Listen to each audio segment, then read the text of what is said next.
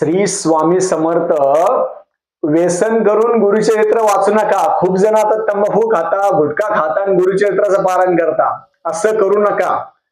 गुरुचरित्र हा परम पावन ग्रंथ आहे. गुरुचरित्रामध्ये जसं आपण परान्न बंद करतो, गुरुचरित्रामध्ये जसं ब्रह्मचर्याचं पालन करतो, गुरुचरित्रामध्ये जसं आपण गादीवर झोपत नाही, तसंच गुरुचरित्र पारायण करताना व्यसन करू नका. खूप जण तंबाखू खाता, गुटखा खाता, असे खूप मोठे मोठे लोक येते, पण ते असं खाऊन गुरुचरित्र वाचतात.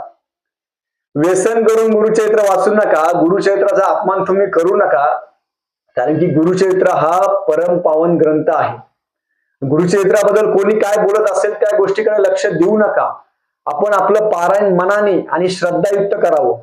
कोण काय बोलतोय याच्याकडे लक्ष द्यायची गरज नाही आपल्याला. दत्त महाराज सगळ्यांचं लक्ष असतं दत्त महाराजांकडे, म्हणून सगळ्यांनी लक्षात ठेवावं.